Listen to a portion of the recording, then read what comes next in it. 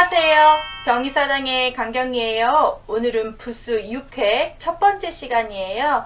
6획이 되는 부스들이고요. 부스는 뜻을 담당하니까 무슨 뜻이 이 한자가 들어가면 의미하는구나 이렇게만 이해하시고 이 한자를 잘 눈여겨보시면 오늘은 수업을 쉽게 이해하실 수 있습니다. 첫 번째 대나무 죽자를 보시면 이 한자가 들어가면 대나무 죽이라고도 쓰지만 한자 다른 자와 결합하게 되면 대나무 또는 죽간을 사용해서 옛날엔 종이 없을 때 이 대나무를 쪽을 내어서 글씨를 썼다고 해요. 그래서 죽간, 책이라는 거와 관계되는 한자라는 걸 꼭 기억하시면 대나무 죽자 부수는 사용할 때 어느 한자에 들어왔을 때 해석이 참 부드럽게 할 수 있어요. 두 번째 쌀미를 보시면 나무목이 있지만 점점을 찍어서 우리의 쌀알을 표현한 한자인데요. 쌀미자가 들어가게 되면 곡식하고 상징하는 한자인데 가령 쌀미 뒤에다가 해야를 요자를 집어넣어서 요리할 때 쓰는 요자처럼 쌀이 들어가면 양식하고 관계된 한자가 있고요. 가는 실명자를 보시게 되면 원래 우리가 실사라고 하는데 실 두 개가 있어야 실사고요. 하나가 있으면 가는 실이라고 써서 한자를 잘 보시면 실타리를 엮은 모습이고요. 아래쪽을 빼게 되면 작다라는 작을요라는 한자가 되기도 합니다. 그래서 가는 실명. 자, 4번 장군부자는 그릇을 상징하는데 우리가 생각하는 사람 장군이 아니고요. 우리가 똥장군, 술장군 할 때 큰 그릇을 상징해요. 그래서 그 그릇 모양을 하는데 입구가 약간 좀 아궁이가 이게 여기 위에가 약간 이렇게 되고 통이 이렇게 큰 그런 질그릇을 그린 한자라고 하니까요. 그림을 좀 보시고 좋겠고 이 장군부가 들어가는 건 그릇하고 관계되는 한자가 상당히 많으니 제가 부수 다시 수업해서 올릴 때 그때 여러가지 한자도 올려드릴게요. 오늘은 뜻만 이해하시면 돼요. 자, 이건 그물망인데 우리 축구 골대 모양처럼 생겼어요. 그래서 이 그물망이 들어가면 그물하고 상징하는데 이 그물망자는 다른 자와 결합하면 이런 모양과 이런 모양으로 변하니까 이 모양의 한자를 잘 보시면 좋겠고요.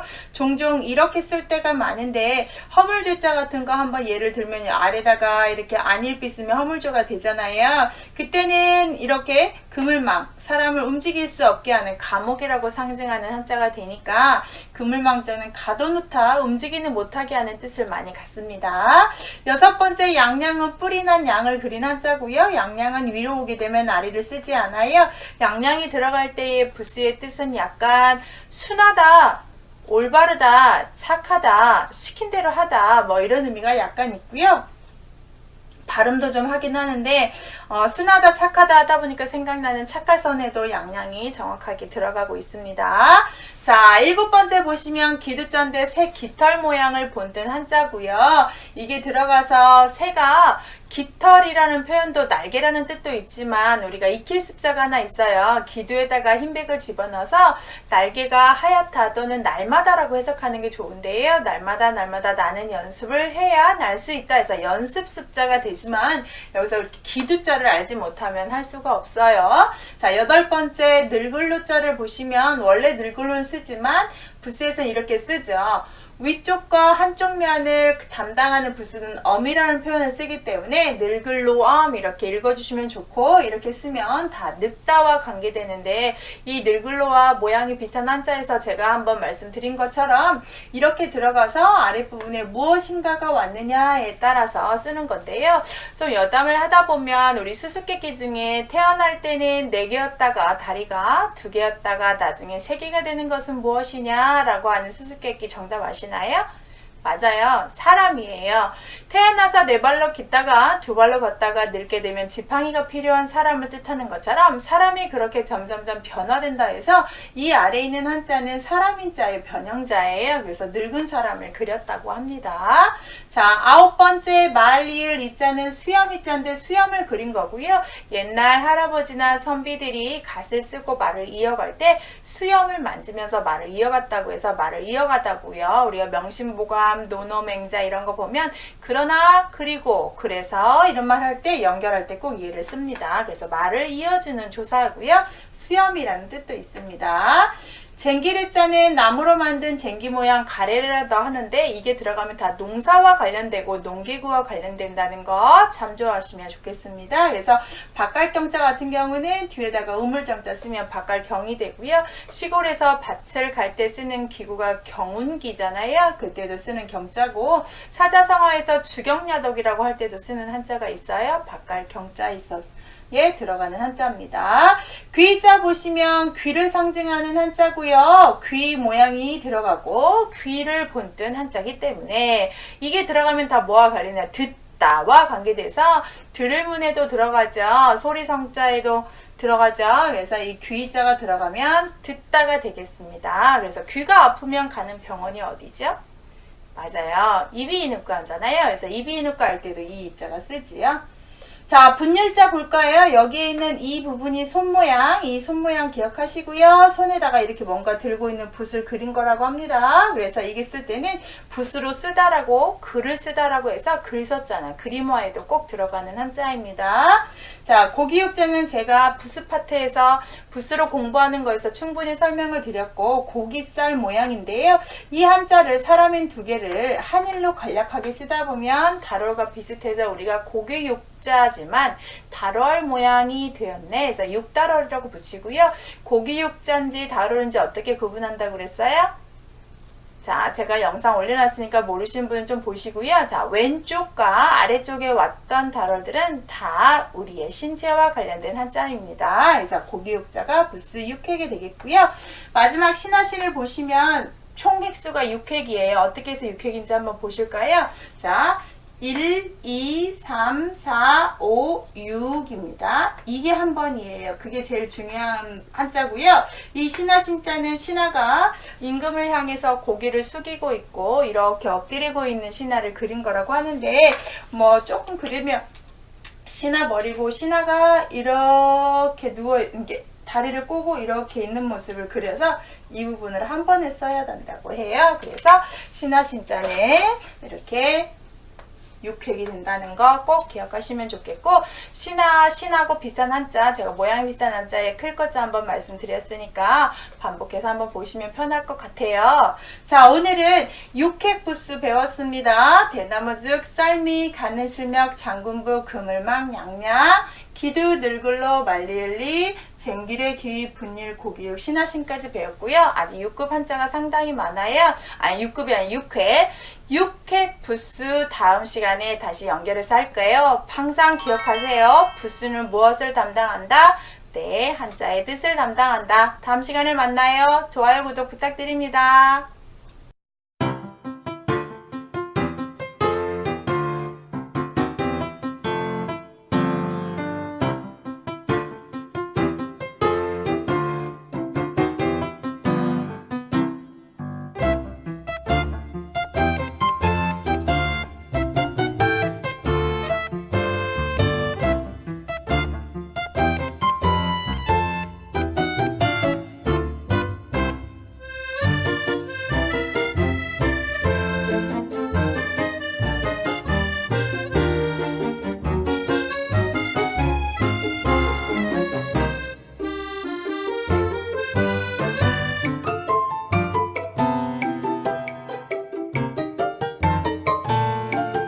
안녕하세요. 경희서당의 강경입니다. 오늘은 6획 부수 두 번째 시간이에요. 한번 시작할게요. 자, 스스로 자자가 나오는데요. 스스로 자자는 코자라고 써있는 것처럼 사람의 코를 상징하는 한자여서 스스로 뭔가를 하다라고 해서 자기자, 자신자라고도 쓰고요.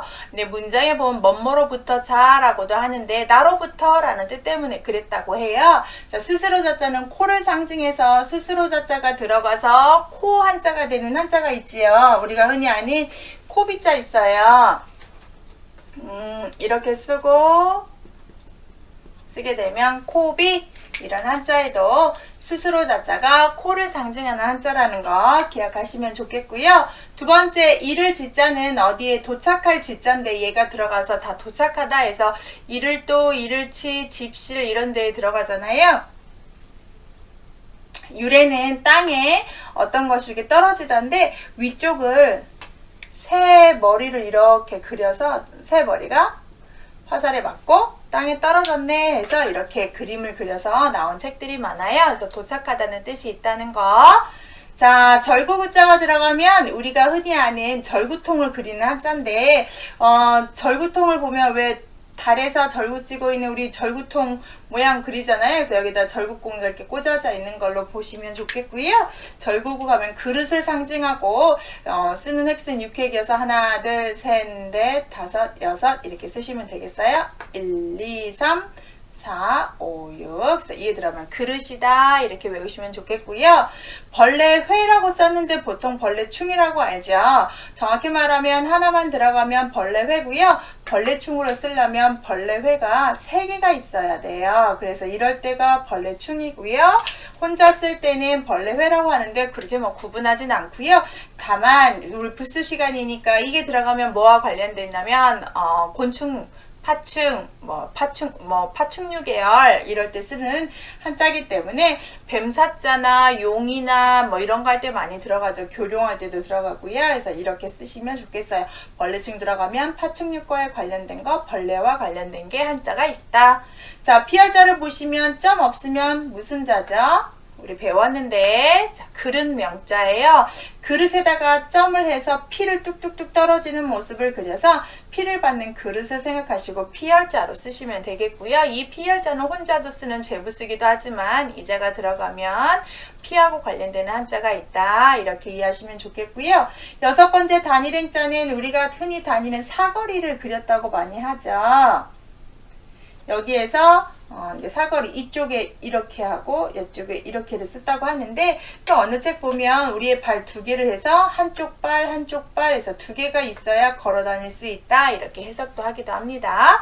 이게 들어가면 걸어 다니도 되는데요. 부수 수업이니까 이 단일행자는 가운데에 뭔가가 붙어서 표현하는 한자에 도움이 되는 부수이기도 해요. 가령 뭐 지킬 위자라든지 가운데 가죽 위자면 지킬 위가 되잖아요. 그래서 거리가자 흑토 2개 하면 거리가가 된다든지 해서 걸어다니다의 뜻이지만 부수 역할도 하고 있다는 거 참고하시고요. 7번째 오드를 보시면 제일 중요한 게 오드자는 왼쪽으로 오면 변하는데 우리가 꼭 구분해야 되는 게 이렇게 쓰면 보일시인데 보일시가 옆으로 오면 하나가 되지만 오드는 2개가 되고요. 이 2개가 되는 거에서 구분을 꼭 하셔야 되고 얘가 들어가면 다 오다고 관계돼요. 혼자 쓰면 오드지만 옆으로 오는 이런 자를 봤을 때 아 저거 오드변이구나 오다고 관련되는구나 라고 꼭 기억하셔야 되는데요. 오다고 관계되는 부수와 또 외우는 방법이 있을 때 제가 다시 다 영상 올립니다. 오늘은 뭐만 하시면 되냐면 오드 들어가면 오다고 관계된다 이렇게 하시면 좋겠어요. 혀설자를 보시면 아래다가 입구를 쓰고 일천천을 써서 입에서 많이 움직이고 있는 혀를 본뜬 한자래요. 혀 입에서 움직이고 입안에 있는 혀라는 뜻이 돼서 혼자도 쓰지요. 우리가 뭐 혀로 싸우다 그러면 말싸움 한다는 걸 설전이라고 하고 요즘 프로그램에서 설전을 좀 발음을 세게 된소리해서 썰전이라고 하는데요. 혀설자는 혼자도 쓸 수 있는 한자예요. 어그러질 천자는 발 모양을 해서 우리 춤출무 아래에 있는 글씨예요. 그래서 발을 이쪽 발과 이쪽 발을 서로 나란히 하지 않고 한쪽 발 이렇게 뒤집어서 놓은 모습을 그려서 어그러질 천은 발 모양이 나란히 있지 않은 모양인데 한자를 해석할 때는 발 모양으로 보시면 돼요. 발자국이나 발이나 그다음 배주자는 배 모양을 본뜬 한자에서 얘가 들어가면 다 배하고 관련돼서 배항, 배주, 뭐 배선 이렇게 쓸 수 있겠지요. 모양 비슷한 한자에서도 제가 했는지 좀 기억이 가물가물한데 이렇게 하게 되면 배주랑 비슷하지만 틀리죠. 무슨 자죠? 그렇죠. 이건 붉을 단자고요. 배주는 점이 벌써 3개나 붙어야 된다는 거 기억하셔야 됩니다. 그칠 간자가 좀 어려워요. 위부에 있는 한자를 눈으로 보시거나 사람 몸으로 보고 아래를 오드변으로 봐서 사람이 어떤 모양을 하고 있다가 정지하는 모습을 그렸다고 해요.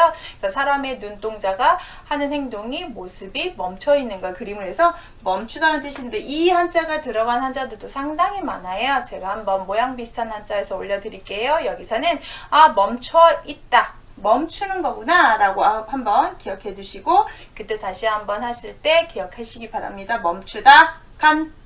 빛색자는 색깔을 뜻하는 한자인데 원래는 빛 색깔이라기보다는 사람이 여기 사람 인자죠. 그 다음 아래도 사람 인자인데 사람 둘이 좋아하고 있는 모습을 본뜬 한자래요. 그래서 빛깔이라는 뜻도 되지만 원래는 성관계를 맺는 사람을 그려서 색색이라고 표현하는 한자인데 그 빛색자가 나중에 그런 색을 하는 사람, 서로 좋아하는 사람, 그걸 너무 많이 하는 방탕한 사람, 얼굴색이 달라 보였다고 해서 얼굴색자가 지금은 빛색으로 쓰는데요.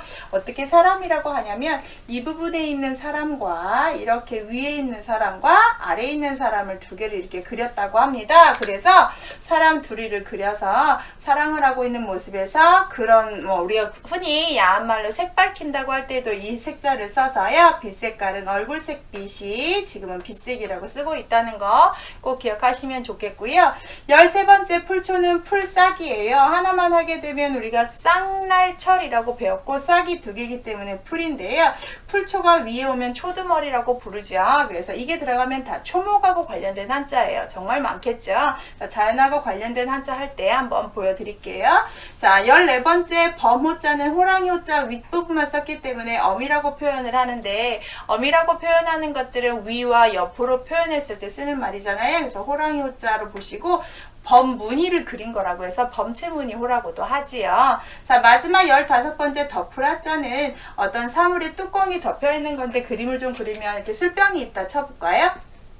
술병이 있으면 여기에 뚜껑이 안으로 이렇게 들어간 모습을 뚜껑을 들어간 모습을 이렇게 표현했다고 해요. 그래서 이게 들어가면 덮단데 한자에서 이 덮으라자가 이렇게 아래로 쑥 내려와서 이렇게 변형도 돼요. 선역사처럼 보이지만 선역사는 절대 아니에요. 그래서 이 덮으라자가 들어가는 한자들을 보시면 여기다 계집녀를 쓰게 되면 중요한료, 구한료가 되는데 여자들이 중요한 허리 부분을 덮고 다니더라 이렇게 해석하거든요. 그래서 이 덮으라자는 술뚜껑에서 온 한자지만 덮다라는 뜻이 있다는 거 꼭 유념하시기 바랍니다. 자, 오늘은 6획 부스 두 번째 시간이었고요. 상당히 5획, 4획에서 6획까지가 핵심 부스예요. 거기다 좀 추가하자면 7획까지가 부스 쓰임이 많은 거니까 반복해서 보셔야 됩니다. 꼭 끝까지 문제 풀어보시고 이런 게 들어가면 이런 뜻이구나 이렇게 이해하시면 되겠습니다. 자, 오늘 수고하셨고요. 좋아요, 구독 부탁드립니다.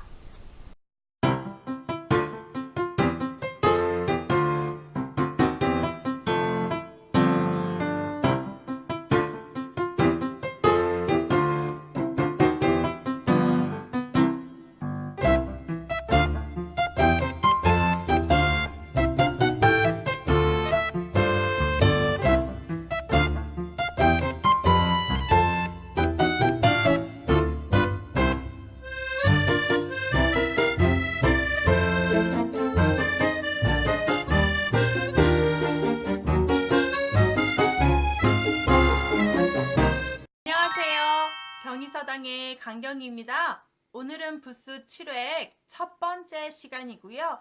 부스는 한자의 뜻을 담당하니까 열심히 잘 외우셔서 한자 쉽게 구분하는 법에 활용하시기 바랍니다. 첫 번째 시작할게요.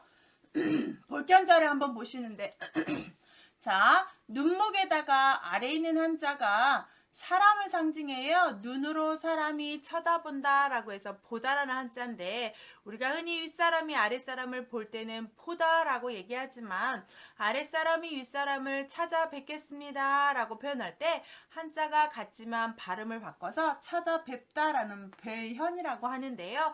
3급 정도 가면 알현이라는 단어가 나옵니다. 이렇게 발음을 약간 바꿔서 높임말과 낮은말을 쓰고 있다는 거 참고하시고요. 여기서 중요한 건 볼견이 들어가면 다 뭐와 관계되냐? 보다하고 관계된다는 걸 꼭 의미를 알고 계셔야 됩니다.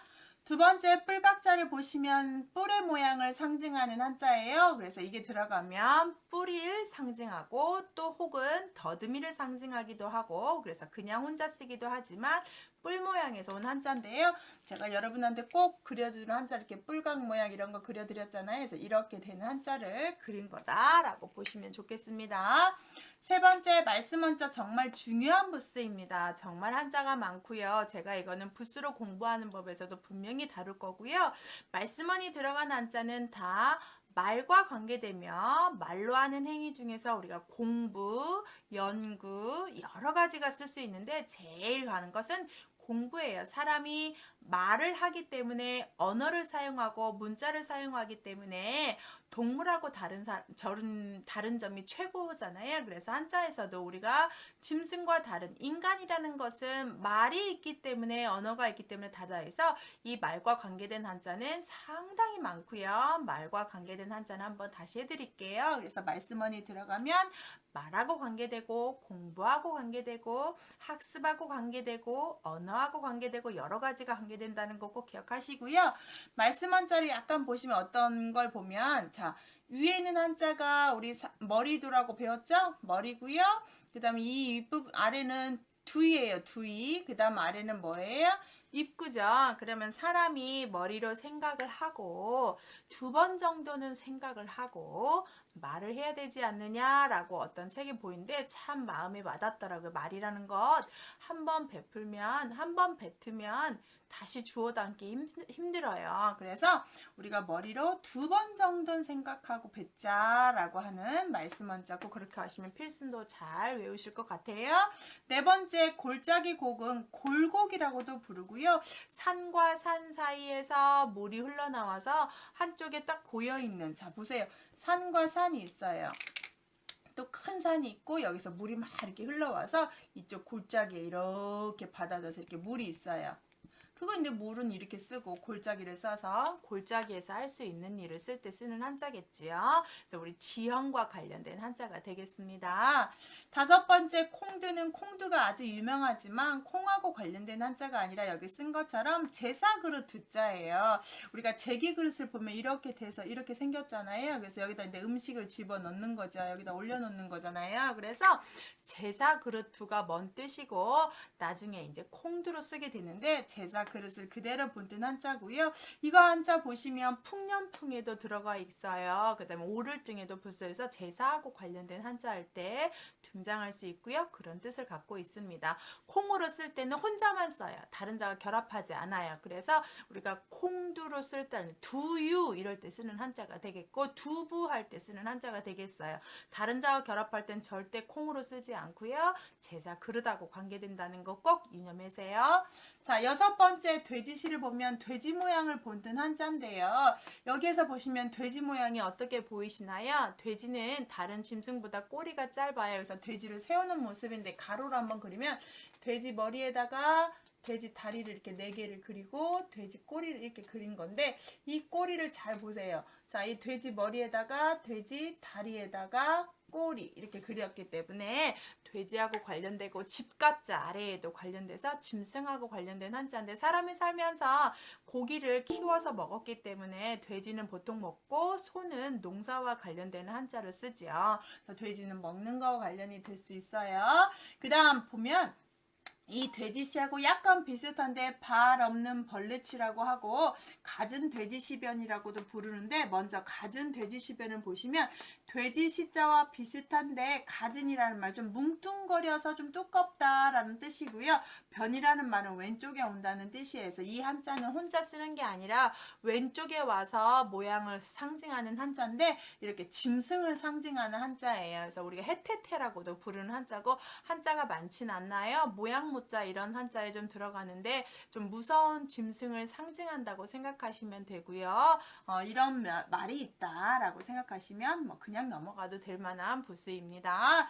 8번째 조개패는 꼭 아셔야 됩니다. 오늘 말씀원에 의해서 정말 중요한 부수인데요. 조개패가 들어간 한자는 다 돈하고 관련돼서 이게 들어갈 때는 무조건 돈, 재물로, 보물로 시작을 하셔야 됩니다. 옛날에는 귀한 것을 재화로 썼는데 그 중에서 하나가 특히 위쪽 북쪽 지방에는 바닷가가 없는데 이 바닷가 없는 지방에서 아주 귀한 보석같이 생긴 조개들이 크게 보물처럼 여겨졌다고 해요. 은과 금처럼. 그래서 조개가 우리가 생각하는 정말 먹다 남은 홍합 껍질 같은 백합 껍질 같은 그런 거 생각하시면 안 되고요. 아주 반들반들하고 예쁜 보석같이 생긴 조개 껍질이 재화였다고 하니까 여기에서 우리가 조개패가 들어간 한자들은 돈이다 라고 보시면 거의 해석이 됩니다. 그래서 조개 모양에서 온 한자고요. 굳이 애들처럼 그림을 그리면 이렇게 조개가 있다고 하면 조개살이 이렇게 있잖아요. 그래서 이 조개살 보고 이건 무늬 보고 그렇게 보시면 좀 편할 것 같아요. 불글적은 아래에 있는 한자가 불화예요. 불화. 그래서 불을 위에 있는 한자는 큰데예요. 불이 크게 났어요. 불이 크게 나서 환하고 붉은 색깔로 펄펄 타고 있는 불을 상징해서 불화에 큰데가 변했는데 큰데가 약간 흑토로 변형했지요. 그래서 흑토만 기억이 나시면 땅 위에 불을 질렀네 이렇게 하셔도 돼요. 근데 원래는 큰 불입니다. 그래서 불글자. 마지막 달릴 줄을 보시면 달리기 할 때 필요한 게 뭐냐? 발이에요, 발. 그래서 발족을 쓰시고 위에 있는 한자는 흑토인데 여기도 흑토만 보이신다면 땅 위를 달리는 발이라고 하지만 원래는 열십이에요. 그래서 손을 열심히 많이 저어요. 그냥 달리는 거와 손을 어떻게 젓느냐에 따라서 달리기가 다르기 때문에 발족과 위에 있는 한자 열십을 더해서 아주 빨리 달리는 발을 상징해서 우리가 경주하다 쓰고요. 이게 들어가면 달리기와 관련된 한자가 되겠습니다. 자, 이렇게 해서 출애부스 첫 번째 시간을 마무리했습니다. 부스는 반복해서 꼭 다 암기하시길 원합니다. 이런 영상 계속 보고 싶다면 구독 알림 설정, 좋아요 부탁드리고 제가 큰 힘이 됩니다. 감사합니다.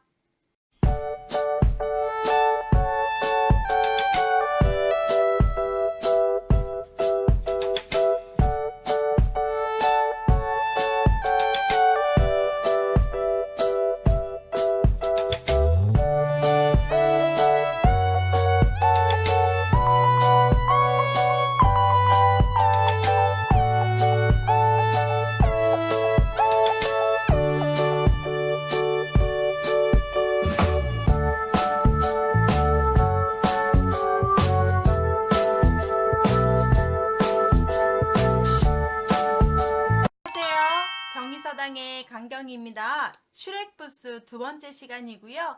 부스는 뜻을 담당하니까 꼭 암기하셔야 되고 집중해서 한번 또 들어보세요.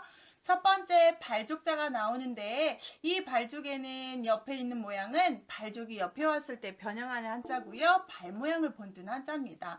발 무릎이고 장단지 발바닥을 그린 한자인데 발족이 들어가면 무엇과 관계되겠어요? 그렇죠. 다 발이 하는 행위예요.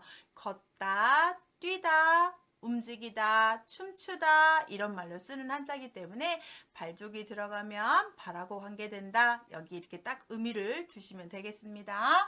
두 번째 몸신자는 임산부의 모양을 본뜬 한자인데 근데 우리가 사람을 그릴 때 이렇게 머리 그리고 이렇게 해서 사람이 이렇게 서 있다고 하면 임산부예요. 그래서 이렇게 손으로 이렇게 뒷부분을 가리고 있는 허리를 받치고 있는 모습에서 이 아이가 여기에 들어있고 이 모양을 그대로 쓴 거여서 임산부의 몸을 상징하고 소중한 몸이라는 뜻이고요. 이게 들어가게 되면 우리가 몸신이 되죠. 우리가 역사 왜곡이나 일본의 만행을 볼 때 임산부나 어린 아이들 여자까지도 학대하고 이 임산부의 어린 아이 배를 잘라서 그 아이까지 죽였다는 말을 들을 때는 정말 눈살이 찌푸려지고 어떻게 저럴 수 있을까라고 하는 것처럼 임산부의 몸신을 그린 한자는 몸이 소중하다라는 뜻으로 쓸 때 많이 쓰는 한자가 되겠습니다. 몸하고 관계된다 이렇게 하시면 되겠고요.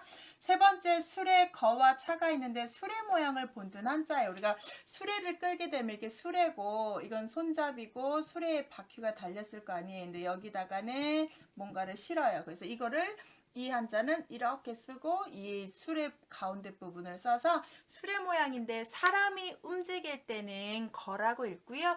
기계가 움직일 때는 차라고 읽어서 자전거나 인력거 이렇게 읽지만 자동차, 기차 할 땐 차로 읽으니까 그 차이만 기억하시면 돼요. 이게 들어가면 무엇과 관계돼요? 그래, 수레하고 관계돼서 지금 말하면 자동차와 관련된 한자이기 때문에 수레차가 들어간 한자도 상당히 많아요. 그다음 세 번째 매울신인데 우리가 이거를 농심라면, 신라면에서 많이 와서 사람들이 음식이 맵다라고 할 때 표현하는 한자로 많이 아는데 그것도 되지만 얘는 원래 여기 쓴 것처럼 죄인을 상징하는 한자예요. 옛날에는 나쁜 사람, 정말 범죄가 너무 심각한 사람은 모든 사람이 그 사람이 나쁘다고 나쁜 사람이니 조심하라고 알려주고 싶었어요. 그래서 엄청나게 큰 죄를 지은 사람한테는 매번 드러내고 다니는 게 뭐냐면 얼굴이에요. 그래서 모자를 쓰고 두루마기를 치지 않는 한 얼굴에다가 보일 수 있도록 볼이나 이마에다가 상징을 하는 것처럼 먹물로 인해서 문신을 새겨서 나쁜 놈이라고 써놨대요. 불효자면 불효자, 살인이면 살인, 도둑놈이면 도둑 이렇게 해가지고 나쁜 사람이라는 걸 상징할 때 그때 썼던 도구예요. 문신을 새길 때 썼던 바늘 모양이어서 그 바늘 모양이 너무너무 힘들죠. 자, 죄인한테 그렇게 문신을 새길 때 마취를 해줬을까요? 절대 해주지 않고 그대로 갖다가 지지거나 낙인을 찍거나 바늘로 찌르거나 했기 때문에 힘들다 해서 매울신이라는 뜻은 원래 고생이라는 뜻이에요. 그래서 매울신은 고생스럽다라는 뜻이 있어서 우리가 어렵게 아이를 낳을 때 천신만고 끝에 얻었다라는 말, 천신할 때도 신자가 매울신이 돼요. 그래서 이 매울신은 그때 죄인한테 썼던 세워놓고 열심은 바늘 모양이에요. 그래서 죄인 얼굴에다 문신 새겼다는 뜻으로 매울신을 하니까 이 매울신이 들어가면 신라면 생각하시면 안 돼요. 한자에서는 꼭 죄인을 상징하는 한자인 거를 먼저 의심하고 보셔야 해석이 됩니다. 매울신 나오는 한자들 때 다시 설명해 드릴게요. 일단 5번째 별진 떼신인데 이 별진은 우리 천간지지 용띠 할 때 나와요. 자축, 인묘, 진 할 때 용진자인데 용진 때를 상징하는 별진, 그래서 그거 시간을 상징한다고 해서 떼신이라고 써서 우리가 생신 축하합니다 할 때 쓰는 신자가 되겠습니다. 그래서 천간지지 할 땐 진이라 하고 때를 상징할 땐 신이라 읽고요. 이거는 이제 뭐 조개살 모양에서 본뜬 한자래요. 그래서 조개신이라고도 불러서 모양이 그렇게 왔다는 것만 기억하시면 되겠습니다. 6번째가 오늘 제일 중요한데 먼저 보시면 쉬엄쉬엄 갈착이라고 있고 책받침이라고 하는데 한자에서 어떤 자를 위치에 따라서 제가 명칭 기초편에 말씀드린 것처럼 왼쪽에 오면 변이다, 오른쪽에면 방이다 여러 가지 얘기했잖아요. 그래서 왼쪽과 아래쪽을 할 때는 뭐라고 불러요? 받침이다 라고 하는데 쉬엄쉬엄 갈착이 와서 착받침이라고 읽어야 되는데 사람들이 착받침을 발음을 듣기에 뭐라고 들렸냐면 책받침이라고 들려서 우리가 책받침이라고 읽고 있고요. 이게 들어가면 다 무엇과 관계된 한자냐면 움직이다예요. 꼭 기억하십시오. 움직이다인데 우리가 앞에 부수에서 보고 왔던 것처럼 길게 걸을 인자는 천천히 움직인다면 우리가 흔히 민책받침이라고 하는 거예요. 그건 천천히 움직이다면 얘는 빨리 움직이다예요. 어떻게 움직여요? 빨리. 그래서 이 책받침이 들어간 한자, 우리 행동 중에서 사람이 다 가만히 있지 않고 움직이기 때문에 엄청나게 많은 한자예요. 그래서 움직일 때 어떻게 움직이느냐, 가까이 가느냐, 멀리 가느냐, 빨리 가느냐 뭐 이런 식으로 다 얘기 나올 때마다 이게 등장을 하기 때문에 이 쉬엄쉬엄 갈착 책받침이 들어간 부수는 한번 정리해 드릴게요. 그래서 먼저 보시면 움직이기 때문에 발족이 들어가고 이건 머리카락을 상징해서 머리카락 휘날리며 움직이는 사람이에요. 그런데 한자에서 이런 자 처음 보시죠. 왜냐하면 혼자 쓰지 않아요. 얘는 받침 역할을 하기 때문에 모양이 변해야 되는데 이 모양으로 변하는데 잘 보시면 여러분 이런 거하고 이거하고 같아요. 같은 자인데 어떻게 같게 써야 되냐면 점을 한번 찍으셨다면 3자처럼 써야 되고요. 점을 2개 찍었다면 2자처럼 쓰는 게 규칙입니다. 그래서 총 획수를 4획으로 맞추셔야 됩니다. 그래서 쉬엄쉬엄 갈착이 들어간 건 움직이다. 모양은 변형된다. 이름은 책받침으로 쓴다. 획수는 4획이다. 이렇게 다 정리하셔야 됩니다. 4획만 한번 써볼까요? 점 하나, 둘, 셋, 넷이고요. 하나, 둘, 셋, 넷 이렇게 4획으로 꼭 맞추십니다. 그래서 쉬워요. 점 2개니까 2 더하기 2. 점 하나면 1 더하기 3 이렇게 외우시면 금방 외우실 수 있고요. 이것보다 움직이다를 외우셔야 됩니다. 움직이다. 자, 7번째인데요. 이런 모양 많이 보셨죠? 이 모양이 오른쪽에 오냐 왼쪽에 오냐에 따라서 우리가 하는데 여기는 우부방이라고 했으니까 오른우자예요. 오른쪽에 왔을 때는 고을입이라고 해석을 합니다. 이것도 들어가는 위치에 따라서 틀리는데 그러면 이 모양이 이렇게 써서 왼쪽에 오면 이렇게 쓰면 언덕아라는 한자여서 얘는 왼쪽이잖아요. 근데 오른쪽으로 오면 임금금자 뒤에다가 이렇게 쓰면 고을군자예요. 이럴 때는 어떤 자가 되냐?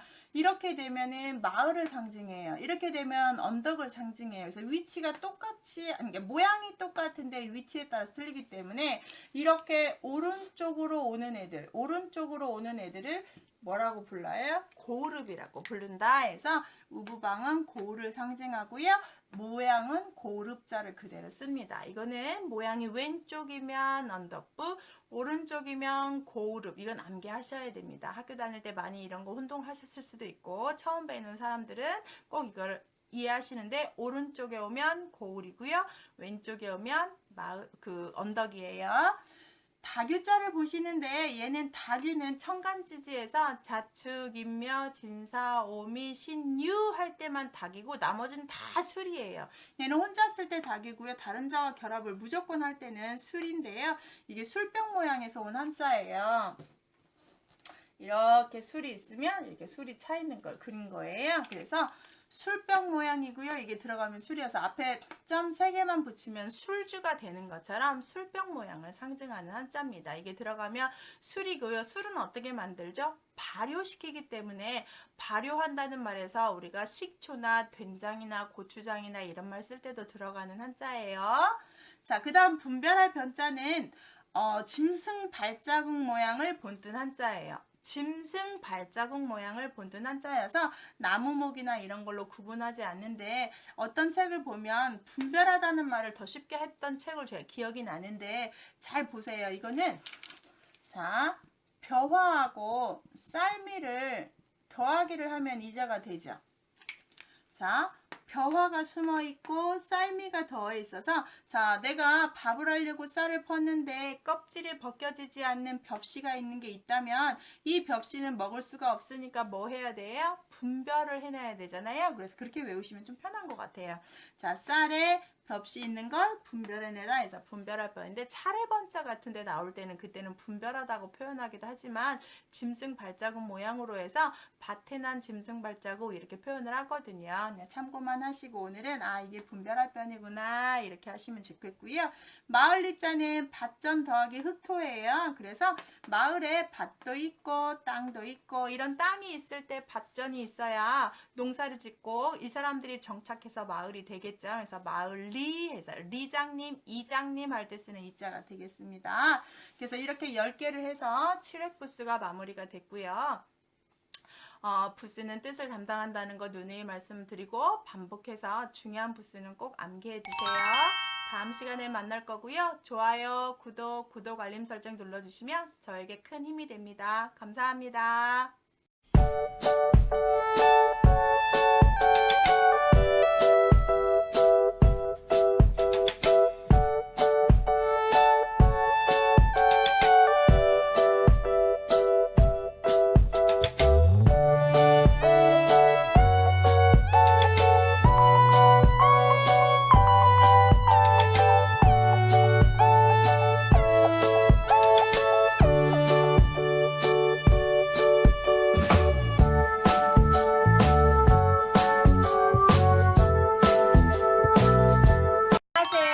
경희사당의 강경희입니다.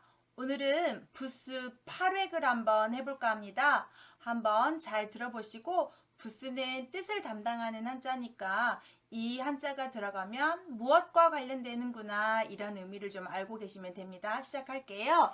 첫 번째 쇠금자는요. 우리 성씨 김이라고 쓰지만 여기에선 쇠금만 아시면 됩니다. 쇠덩어리나 금속과 관계된 한자가 되고요. 여기에 잘 보시면 산 모양 보시고 흙토 보시고 흙 가운데에 금이 반짝이는 모습처럼 여기에 이렇게 흙토에 반짝반짝 빛난다고 해서 이 반짝이를 잘 외우시면 되는데 비슷한 한자인 모두전, 온전전자와 조금 구분을 하시는데 그런 건 들립에다가 임금항을 써서 전이라고 하고요. 이렇게 땅속에서 보석이 발견되면 쇠금이고요. 이게 들어가면 금속 덩어리와 관계된 거라고 알고 계시면 되겠습니다. 두 번째 긴장은 길다라는 뜻도 되고요. 어른이라는 뜻이 있어요. 길게 오랫동안 산 사람을 어른이라고 하니까요. 그런데 이렇게 길게 오래 산 사람은 머리카락을 태어날 때부터 어머니, 부모님이 주신 거기 때문에 자르지 않아요. 그래서 머리카락이 긴 모습 사람을 그려서 이 위에 머리카락을 길게 늘어뜨리고 아랫부분에다가 지팡이를 짚고 있는 모습을 해서 길다, 긴 머리카락을 그린 거고요. 이게 옆으로 오면 이렇게 변형이 된다는 거 알고 계시면 좋겠습니다. 긴장이 들어가면 길다와 어른하고 관계된 한자를 쓰고 있고 혼자서도 쓸 수 있는 제부수예요. 세 번째 문문은 문 모양을 그린 한자인데 아주 문이 커요. 두 짝이 되기 때문에 큰 부잣집을 상징한다거나 큰 대궐을 상징하는 한자고요. 이 문문은 뜻도 담당하지만 가끔씩 음을 담당하기도 하는 역할을 하는데요. 문이 크다, 문 두 짝이다 생각하시고 그 다음 문이 하나라면 이렇게 문이 하나라면 한자는 이렇게 문호자를 씁니다. 지게문호라고 하고 문호라고 하는데 문이 한 짝이면 이렇게 쓰고요. 문이 두 짝이면 문문을 쓰고 있다는 거 문과 관련된 한자가 되겠습니다. 네 번째, 우리가 보통 이렇게 하는 한자지만 이런 모양을 변형한 건데 언덕 모양을 그린 한자 언덕부예요. 이 위치는 왼쪽에 오기 때문에 왼쪽 부분에 오고 변이라는 말은 왼쪽에 오는 부스들을 다 변이라고 해서 가령 사람인 변 이렇게 하는 것처럼 왼쪽에 오는데 왼쪽에 그려놓고 뒤에다가 오를가를 쓰면 언덕 아가 되는 것처럼 왼쪽에 오면 다 언덕으로 쓰면 되는데요. 이런 모양이 되는 한자 오른쪽에 오는 한자 있었죠. 만약에 임금금을 쓰고 뒤에다가 오른쪽에 이렇게 쓰게 되면 얘는 고을군이 돼서 고을이라는 한자를 상징하는 한자가 돼요. 얘는 자 위치에 따라서 구분을 하는데요. 왼쪽에 오게 되면 좌부변이라고 해서 언덕을 상징하고 해석은 다 언덕이라고 하시고 오른쪽에 올 때는 고을하고 관계되기 때문에 고을읍이라고 화색하시면 되는데 모양은 같지만 왼쪽이냐 오른쪽이냐에 따라서 한자가 구분된다는 거 꼭 구분하시는데요. 조금 힌트를 준다면 왼쪽에 오는 한자는 오른쪽에 오는 한자보다 약간 얇고 길게 쓰는 경향이 있어요. 근데 예술미로 인해서 그래서 좀 기다랗게 쓰는 것, 기다란 모양이 되는 것, 언덕 이렇게 왼쪽은 기다란 언덕이야 이렇게 외우시면 어떨까 싶은데요. 고을읍자는 좀 뚱뚱하잖아요. 빛색처럼 이렇게 생겼으니까 그래서 왼쪽에 오는 것 좌부변인데 언덕 드시고 좀 끼다란 모양이었어 이렇게 외우시면 좀 편할 것 같습니다. 다섯 번째 미칠이라고 하는 건 원래 어디에 미치다, 도착하다, 이르다라는 뜻이고요. 위에 있는 한자는 손을 상징해서 손에다가 짐승 꼬리를 잡고 있는 모습이어서 끝까지 잡고 도착하다 그 짐승 꼬리를 손에 잡고 도착할 때까지 이를 때까지 짐승이 멈출 때까지 가더라 해서 어디 도착하다는 의미를 좀 하시면 좋겠고 손에 뭔가 잡고 있는 모습인데요. 미치다라는 말은 도착하다 되고 많이 쓰는 한자는 아니에요. 그래서 우리가 보면은 우리가 체포라든지 미칠 체라는 한자가 있어요. 잡을 체자 그럴 때 쓰는 한자가 되겠습니다. 그 다음 6번은 새인데 새추인데 살주하고 비슷하니까 조심하셔야죠. 살주는 획순이 이렇게 3개밖에 안 되고요.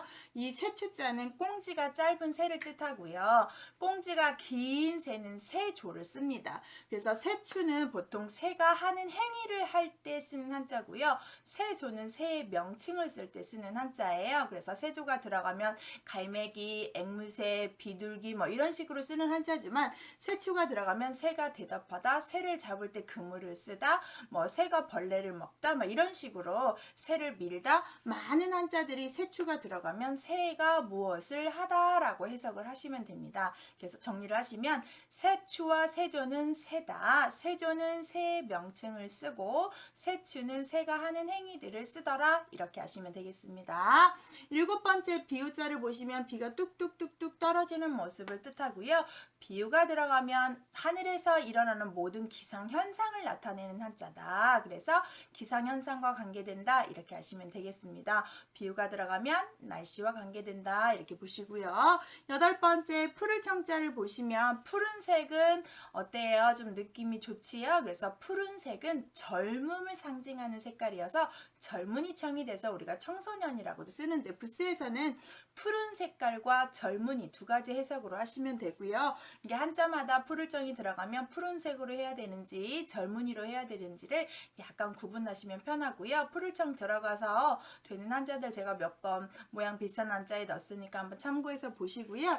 푸를청자는 저 같은 경우는 이제 뭐 아랫부분에다가 붉을단에서 온 한자다. 그래서 붉은 씨앗을 뿌렸더니 점점점 시간이 지나면서 초목이 생겨났다. 근데 생겨났더니 색깔이 푸른색이더라. 이렇게 해석하는 게 정설인데 가끔씩 저는 화분을 그려서 이렇게 화분에다가 새싹이 나는 예쁜 다육이 식물이 났는데 색깔이 아주 푸른색으로 이쁘더라 해서 이렇게 보셔도 되는데요. 보통은 붉은 씨앗이 자라나면서 푸른색이 된다라고 해석하는 경향이 있습니다. 마지막 파락의 9번 9번째인데요. 안일빛자는 새 날개가 이렇게 펼쳐져 있는 것을 그린 한자인데요. 이 날개가 서로 방향을 다르게 하고 있다고 해서 서로 엇갈리다, 다르다 라는 말에서 다를 비를 여기서는 아닐비로 했고요. 아니다라는 해석을 주지만 얘가 한자로 다시 결합을 할 때는 얘가 발음을 비나 배 발음을 하는 경향이 있어요. 뜻도 되지만 발음도 도와주는 한자고요. 아닐비는 이렇게 새 날개 모양에서 왔고 아니다인데 발음 역할도 하는 경우가 있더라. 이렇게 정리하시면 되겠습니다. 자, 파렉부스 정리했고요. 부스는 뜻을 담당하기 때문에 이 부스가 들어가면 이런 뜻을 할 거야 라고 예상하시고 발음도 줄 수도 있구나 라고도 오늘은 새롭게 배웠습니다. 다음 시간에는 구획을 하겠습니다. 이런 영상 계속 보고 싶다면 구독, 알림 설정, 좋아요 눌러주시면 제가 큰 힘이 됩니다. 감사합니다.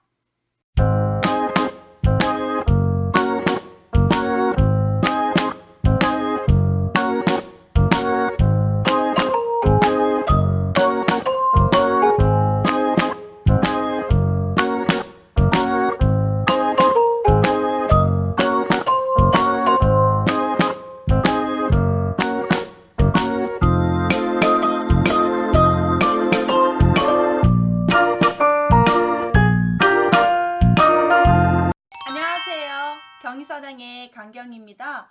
오늘은 부스 구획을 한번 해볼까 합니다. 자, 부스 구획인데요. 구획 정도 되면 이제 거의 부스가 마무리되어 가고 있습니다. 한자의 부스는 뜻을 담당하고 총 214자 정도 됩니다. 지금 계속 제가 부스 영상을 올리는 건 틈틈이 보셔서 기본이 되는 한자이기 때문에 꼭 암기하시고 다른 한자들을 해석하신다면 한자가 쉽게 암기가 되는 비법 중에 하나입니다. 자, 구획 시작하겠습니다.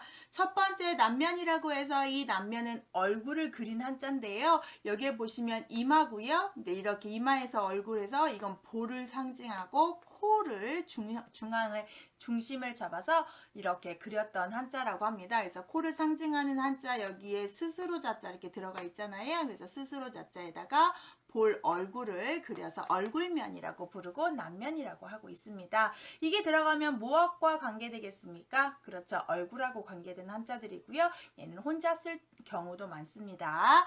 두 번째 가죽 혁자가 있는데요. 자, 가죽 종류가 많아요. 우리가 앞에서 낮은 획순에서 가죽 피라는 한자를 배웠는데 이렇게 생긴 가죽 피자는 생가죽을 상징하고요. 가죽 혁자가 들어가면 이 생가죽을 약간 조금 더 품질을 좋게 만든 가죽을 상징하는 한자가 되겠어요. 그래서 이게 들어가는 한자들인데 가죽을 예쁘게 만들었기 때문에 모양이 이렇게 변했고요. 이 가죽 혁자가 들어가는 한자 우리가 벨트라고 하는 혁대라든지 뭔가 이렇게 띠를 상징하는 한자가 되겠습니다. 그리고 천옷을 입다가 정말 질긴 동물의 짐승 가죽을 사용해서 옷을 입고 활용을 하니까 얼마나 좋아졌겠어요. 그래서 우리가 새롭게 고쳐졌다는 말로 고치다라는 뜻 때문에 혁명적이다 할 때 쓰는 혁자도 되겠습니다. 그래서 가죽 혁자는 혁명할 때도 쓸 수 있는 새롭다 혁자가 있다는 거 한번 알아두시면 좋겠고요. 세 번째 다룬 가죽이라고 해서 이 가죽혁보다 더 좋은 가죽입니다. 그러면 비싼 가죽이라면 사람들이 상당히 많이 보초를 세운다거나 지키거나 상자에 넣다거나 열심히 좀 보호를 하려고 하겠죠. 그래서 이 가운데만 있는 게 최고의 좋은 가죽을 그려놓은 거고요. 양쪽 위아래가 있는 건 우리 춤출무에서 봤다시피 우리 대한민국 한자에 있다시피 발로 이렇게 동동동 발바닥 모양을 그린 한자라고 나와요. 그래서 가죽을 지키고 있는 발이에요. 그래서 여기 가죽 이자에서는 지키다라는 뜻이 약간 들어가 있기 때문에 이 가죽이가 들어가는 한자들은 위 발음을 한다거나 지키다라는 뜻으로 상당히 많이 쓰고요. 고급진 가죽이기 때문에 비싸다는 뜻이 있어요. 그런 이런 의미를 두고 좀 보시면 좋겠습니다. 가죽이라는 뜻, 좋은 가죽이라는 뜻, 지키다는 뜻이 있더라라고 이렇게 보시면 좋겠습니다. 네 번째 부추구는 파락에서 봤던 안일비자 모양이 있지만 안일비하고는 전혀 관계가 없고요. 우리가 먹는 식물 중에 부추인데요. 우리가 흔히 정구지라고 한다거나 전라도에서는 소리라고 하는 그 식물을 부추로 쓰고 있는데 이 부추구가 들어가면 식물도 상징하지만 혼자 부추만 쓰는 한자는 거의 없고 부추가 재배를 하는 거하고 자연산이 어떻게 구분된지 아시나요? 네, 재배를 하는 부추잎은 상당히 넓고요. 자연적으로 시골 텃밭에서 우리 조선 부추는 상당히 얇아요. 실처럼. 그래서 실처럼 얇다라는 말을 뜻을 도와줄 때 쓰는 한자가 부추구자가 되겠습니다. 이 부추구자가 들어간 한자들은 섬자라는 한자가 있어요. 가늘 섬에도 들어가고 추첨할 때 쓰는 제비 첨자에도 들어가는데 상당히 높은 급수긴 하지만 이 부추구가 들어가면 얇다, 가늘다, 뜻을 도와준다. 여기까지는 이해하셨으면 좋겠습니다.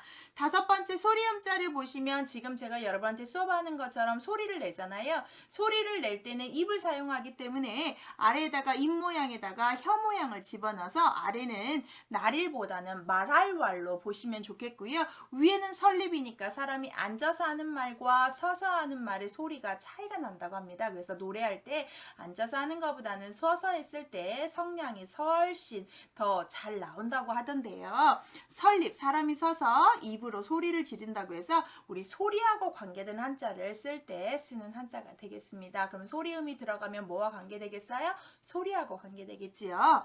여섯 번째 머리열을 보시면 머리라는 뜻을 갖고 있기 때문에 우리 머리하고 관계되는데 이 머리가 위에서 이렇게 목까지를 그린 것을 머리열이라고 한다면 조만간에 좀 이따 배울 여기에 머리 숫자는 목을 뺀 머리 위쪽만 간주하는 한자예요. 결국에는 얼굴 중심, 지금 남면같이 생겼잖아요. 얼굴면 지금 배웠던 이 면자랑 모양이 비슷하다고 보시고 얼굴하고 이 목까지를 써서 머리혈인데 어느 자에 쓰냐면 머리 두 자에도 들어가는 것처럼 우리 머리하고 관계되는 한자에 쓰는구나. 이게 들어가면 머리구나. 윗사람이구나. 이렇게 보시면 좋겠고요. 일곱 번째 바람 풍자는 바람은 우리가 그림으로 그릴 수가 없는데 바람이 지나갔다는 뜻은 사물이 움직이거나 펄럭일 때 쓰잖아요. 그래서 아래다가 벌레를 쓰시고 이렇게 바람이 지나가는 모습을 그렸다고 합니다. 그래서 바람 풍자가 들어갈 때는 다 바람하고 관계돼서 태풍이라든지 뭐 우리가 솔솔솔은 다 바람이라고 상징하는 한자에 다 쓸 수 있고요. 이 풍자가 들어가서 선풍기에도 쓸 수 있잖아요. 그래서 바람이 지나가는 모습을 썼는데 벌레 위에 낙엽이 쑥 지나가면서 바람이 쑥 지나가면서 이렇게 좀 바람 모양을 외우시면 좋겠고요. 꼭 뒤쪽으로 이렇게 빼셔야 됩니다. 여덟 번째 날비를 보시면 새 날개 모양을 그린 한자예요. 그래서 새를 측면으로 봤을 때 이게 두 개가 날개가 되고 이걸 이제 중심을 잡는 새의 몸통이 되겠는데 새 날개처럼 날아다니는 우리의 교통수단 비행기 할 때 쓰고요. 날아다닌다 라고 할 때 쓸 수 있는 한자가 되겠습니다. 필순이 상당히 특이한데 구획이 나오려면 하나, 둘, 셋 중심을 잡아야 돼요. 셋, 넷, 그 다음 사람인을 쓰시고 답습니다. 잘 보시면 보세요.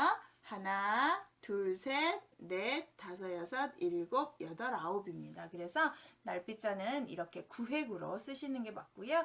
뭐 아무렇게나 쓰는 한자 아니니까 좀 필순을 잘 지켜서 쓰시면 좋겠고요. 아홉 번째 먹을식이라고도 하고 밥식이라고도 합니다. 동사로 하면 먹다라 해석하고 명사로 오면 밥이라고 해석하시면 되는데 위에 사람인을 쓰시고 안에다가 좋을량이라는 한자를 썼어요. 사람이 몸에 좋고 건강에 좋고 장수하고 오래 산다 라고 한다면 다 먹잖아요. 그래서 아랫부분에 좋은 음식을 먹는 사람이다 이렇게 외우시는 게 좋지 않을까 싶습니다. 그래서 사람인 더하기 좋을량으로 해석하시면 어떨까 싶고요. 밥도 되고 먹다도 됩니다. 이 먹을 식자가 왼쪽으로 오면 모양이 아래쪽이 이렇게 변하는 모양은 아시죠? 또는 이렇게 돼서 이렇게 쓰기도 한다는 것도 참고하시면 좋겠습니다. 원래 이렇게 흰색 칠판에 쓴 것처럼 쓰지만 왼쪽으로 오면 이렇게 변형하는 것들도 다 먹을 식자로 보고 해석을 한다. 이게 들어가면 다 먹다다 이렇게 하시면 좋겠고요. 열 번째 아까 머리열에 말씀드린 것처럼 얘는 위쪽을 강조해서 혼자 쓸 수 있는 한자인데요. 우리가 흔히 1등으로 합격한 사람을 수석 입학이다, 수석 졸업이다 이렇게 얘기할 때 쓰는 숫자가 되겠고요. 우리나라의 지도자들 우리가 대표인 사람을 대통령을 다른 말로 원수, 으뜸원자의 머리수 하는 것처럼 머리 열자는 혼자 쓰지 않아요. 다른 자와 꼭 결합해서 머리라는 뜻을 도와주지만 머리 숫자는 자기 혼자 쓸 수 있는 한자가 되겠고요. 얘는 또 다른 자와 결합도 충분히 가능합니다. 가령 여기다가 책받침을 집어넣으면 길 도자가 되잖아요. 그래서 머리수는 혼자 쓰기도 하지만 다른 자와 뜻을 결합하기도 하고 머리라는 뜻을 우두머리라는 뜻을 갖고 있다. 이렇게 정리하시면 되겠습니다. 11번째 향기 항자를 보시면 향기 중에서 제일 좋은 향기는 곡식의 향기였다고 합니다. 그래서 위에다가 벼화를 집어넣어서 곡식의 향기, 좋은 향기 할 때 쓰고요. 나쁜 향기 할 때는 냄새 추자를 씁니다. 스스로 자자 밑에다가 개견을 붙인 거 아시지요? 그래서 스스로자에 개견 붙이면 냄새 취가 되고 이렇게 쓰면 향기향인데 곡식의 향기라고 보시면 좋겠습니다. 자, 이렇게 9획으로 된 한자들을 배웠고요. 이제 몇 개 안 남았어요. 부수는 214자 중에 거의 이제 막판에 오게 됐고요. 9획을 넘어서 10획으로 넘어가게 되면 이제 부수에 대해서 더 여러분이 들을 것은 없이 열심히 잘 외우시면 되겠습니다. 이런 영상 계속 보고 싶다면 좋아요, 구독 부탁드립니다. 감사합니다.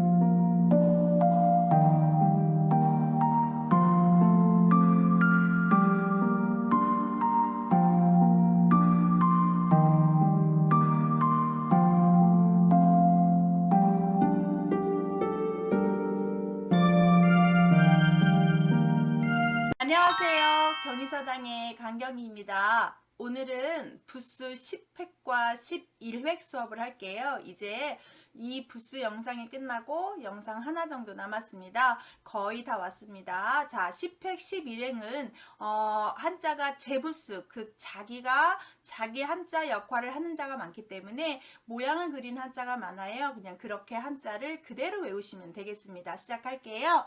첫 번째, 말말을 보시면 말 모양을 본뜬 한자여서 말과 관련된 한자를 쓰게 되는데 이렇게 들어가면 다 말과 관련되고요. 지금에 말하면 말은 교통수단이잖아요. 자동차 역할을 하기 때문에 말로 하는 일이 상당히 많습니다. 이동을 하는 거에 다 말이 들어가기 때문에 그래서 말마가 쓰는 한자는 상당히 많아요.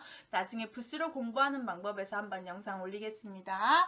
두 번째, 뼈고를 보시면 뼈 모양을 본뜬 한자여서 이것도 사람 신체와 관련된 한자겠죠. 사람이 하는 일을 글로 나타낸 것들이 한자니까 당연히 뼈가 들어간 한자도 많겠죠. 여러분이 생각나는 한자면 몸체에도 바로 들어가고요. 그래서 이게 들어간 뼈 모양이고요.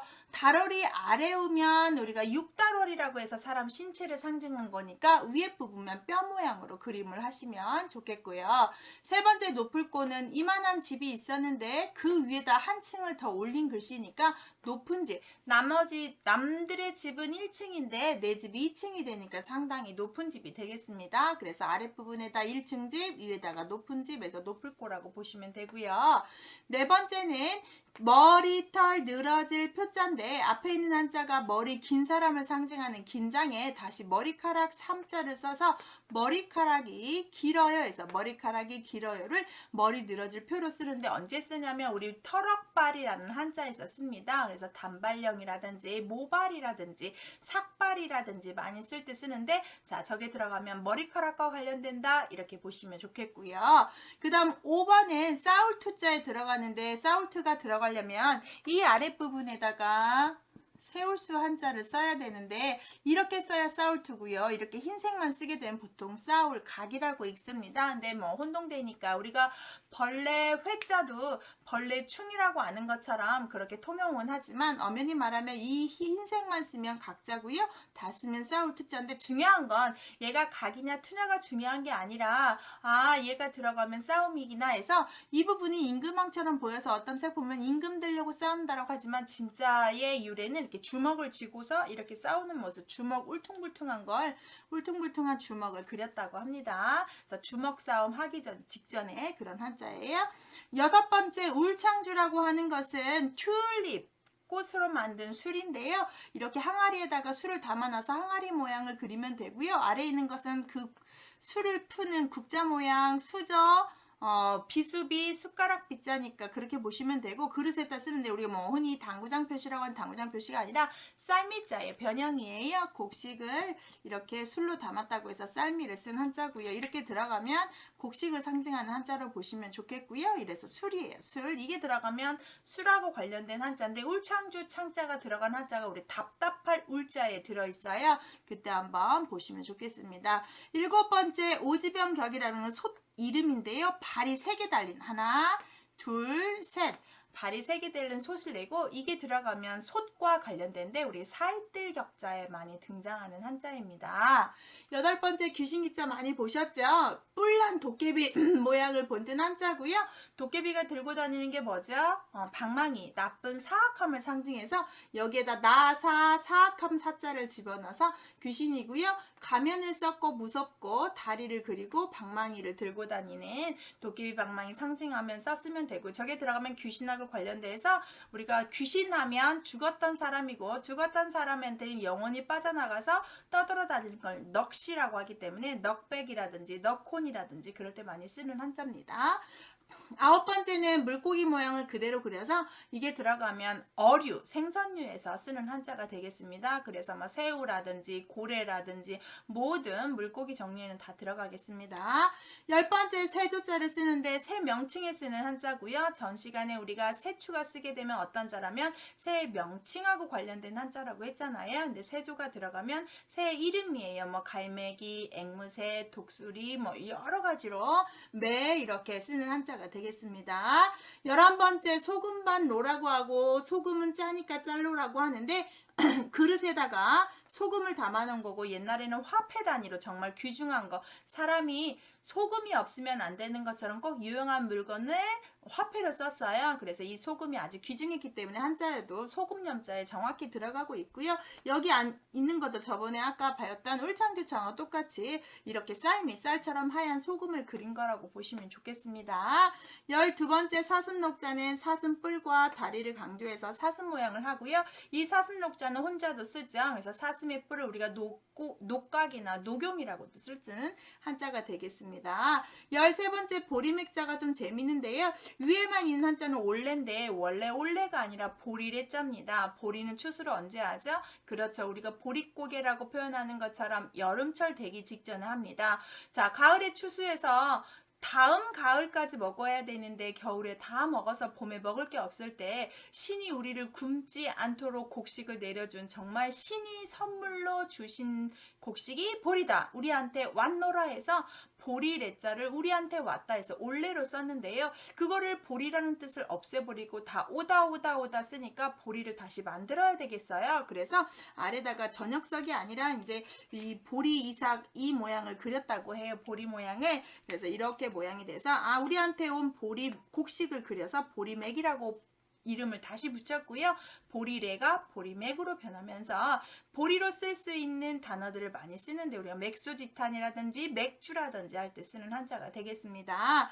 14번째 삼마는 옛날에는 옷을 실로 짜서 입는데 우리가 삼배, 마옷이라고 하죠. 그때 쓰는 건데 그 풀을 잡아다가 처마 밑에다 이렇게 말려서 실을 만들어서 다 배틀에 짜서 입었다고 합니다. 진짜 옛날에 비하면 우리는 옷 정말 뭐 마트에 가서 그냥 사서 입는 거니까 얼마나 대단하게 편한 시대에 살아요. 그래서 이 삼마자는 옷감이나 삼이 되는데 이 삼마자가 들어간 한자는 보통 뜻보다는 발음 역할을 많이 합니다. 갈마, 뭐 문지르마, 마기마 여러 가지가 있는 것처럼 발음 역할을 좀 도와주는 한자입니다. 자, 오늘은 이렇게 10획과 11획 붓수를 했습니다. 붓수가 제붓수 한자가 많기 때문에 자기가 자기 뜻을 담당하는 한자들이고요. 모양을 본든 한자들이니까 그대로 모양을 외우시고 뜻을 외우시면 되겠습니다. 자, 이런 영상 계속 보고 싶다면 구독, 알림 설정 하셔서 저와 함께 하세요. 감사합니다.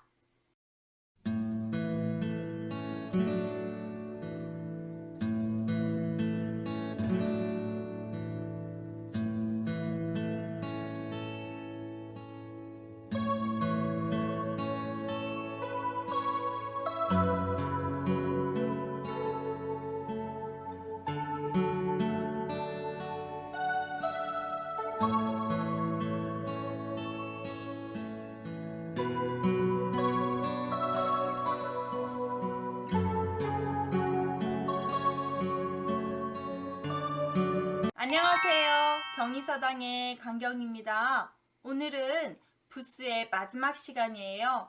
붓수는 총 214자인데 1획부터 제가 개수를 대략 한 10자에서 14자 사이로 끊어서 수업해서 드디어 이제 붓수의 12획, 13, 14, 15, 16, 17획을 마무리하게 되었습니다. 그래서 누를 황자에서 피리아까지 오늘 배우실 건데요. 이렇게 마지막 붓수는 획순이 많고 혼자 쓰는 단어고 특히 또 한자에서 많이 쓰는 한자는 아닙니다. 그래서 수업하시기 전에 유의하실 것은 뜻만 이해하시면 되고 필순이 약간 어려우니까 그 부분만 조금 저랑 같이 보시면 좋을 것 같아요.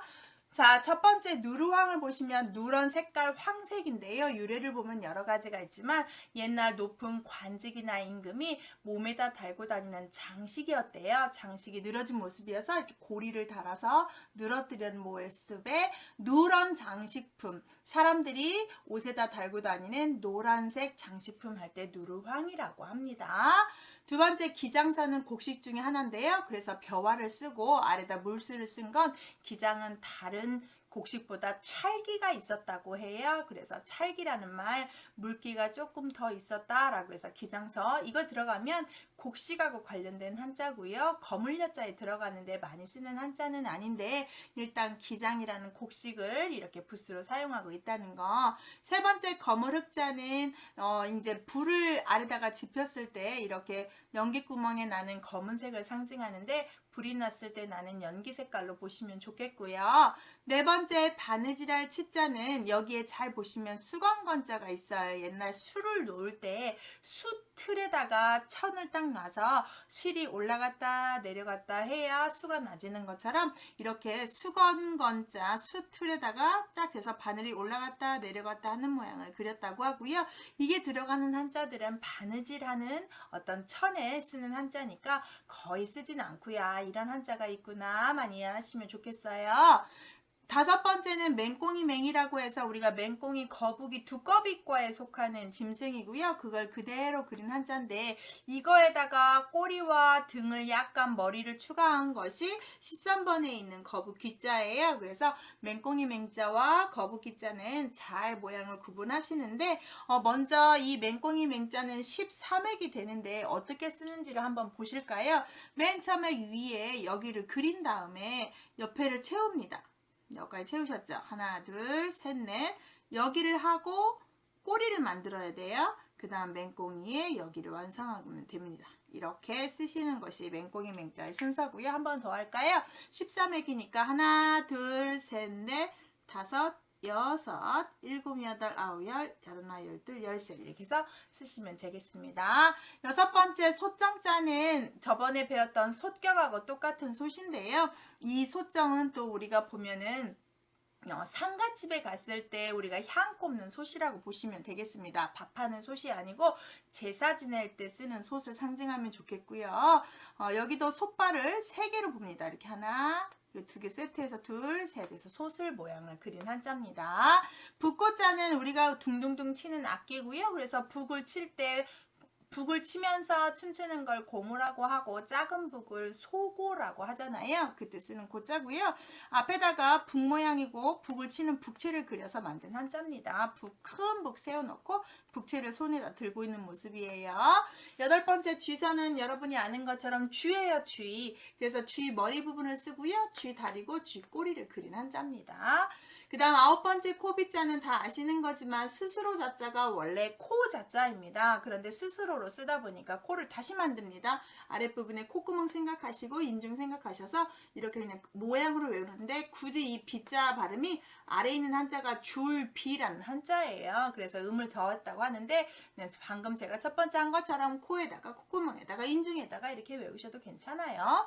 10번째 보시면 가지런을 잴 텐데 옷을 가지런히 입은 사람이고요. 한자에서 맨 위에 있는 게 머리 모양이었고요. Y니까 Y자 칼라, 그 다음 왼쪽 팔 끼고 오른쪽 팔 끼고 와이셔츠를 쫙 이렇게 바르게 내린 모습이에요. 그래서 옷을 가지런히 입던데 또 어떤 책 보면 곡식 이삭이 키를 오밀조밀하게 쫙 나란히 싹 열매를 맺어서 곡식이 밭에서 열매를 맺고 가지런히 서 있는 모습을 그렸다라고 하는 책들도 있는데 저는 옷으로 할게요. 옷을 입어서 왼쪽 끼고 오른쪽 껴서 바지런히 입은 책이고요. 옷이고요. 이거는 쓸 수 있는 단어가 상당히 많으니까 중요해요. 이 가지런할 쟤는 좀 알아두셨으면 좋겠습니다. 그래서 집안을 가지런히 한다 할 때 제가 이럴 때 쓰는 한자겠어요. 11번째 이치자는 일을 상징하는 한자인데요. 우리 치아할 때 쓰고요. 위에 인중을 쓰고 여기다 입을 벌렸더니 윗니가 있고 아랫니가 있고 가운데 혀를 집어넣어서 그대로 모양으로 하시면 좋겠고요. 12번째 용용자는 용이 하늘로 올라가는 용 모양을 그렸다고 했으니까 용 모양 그대로 보시면 좋겠습니다. 13번째 거북이 모양인데 거북이 등에다가 옛날에는 불을 지펴서 점을 봤다고 해요. 그래서 거북이 등에다가 불을 지펴서 태워서 거북이 등이 쪼개지다라는 말처럼 터질 균이라는 뜻에서 우리가 건물들에 균열이 생겼다 할 때 쓰는 균자니까 발음이 두 개가 있어요. 거북귀도 있고 균도 있으니까 참고하시고 이 거북귀자도 맹꽁이 맹처럼 쓰는 획수를 좀 아셔야 되는데 이 획수는 16획이에요. 16획이 되게 쓰는 거를 조금 알려드릴게요. 보세요. 먼저 머리를 써요. 그 다음 똑같이 맹꽁이 맹처럼 똑같이 여기까지 쓰시고 꼬리를 만듭니다. 그리고 다리를 만드는데 앞다리가 뒷다리까지 가요. 그리고 정리하시고 여기서 이렇게 해서 거북이를 만듭니다. 천천히 한번 다시 볼게요. 16획이 나와야 되고요. 자, 하나, 둘, 셋, 넷, 다섯, 여섯, 일곱, 여덟, 아홉, 열, 열하나, 열둘, 열셋, 열넷, 열다섯, 열여섯 이렇게 씁니다. 자, 이제 제가 한 번만 다시 쓸게요. 하나, 둘, 셋, 넷, 다섯, 여섯, 일곱, 여덟, 아홉, 열, 열하나, 열둘, 열셋, 열넷, 열다섯, 열여섯 이렇게 거북이 모양을 그리셔야 됩니다. 자, 마지막입니다. 피리 약자는요. 피리 구멍을 이렇게 피리 구멍이 3개고요. 피리를 막는 손을 그린 거예요. 이렇게 손이 이렇게 있는 거고요. 이게 들어가면 악기하고 관련된 한자고요. 거의 쓰는 한자는 없어요. 그냥 참고만 하시면 좋겠습니다. 저는 우스갯소리로 피리약을 파리약으로 처음에 잘못 봤어요. 파리 죽이는 약인 줄 알았는데 그게 아니라 피리 구멍을 막는 손 모양을 그린 한자라고 합니다. 자, 이렇게 해서 부스 214자 수업을 다 마쳤습니다. 여러분 부스 영상은 반복하셔서 부스는 뜻을 담당한다. 이거 좀 알아야겠구나. 꼭 하셔서 여러분 반복하세요. 자, 여러분 이런 영상 계속 보고 싶다면 구독 설정 해주십시오. 다음에 만나요. 감사합니다.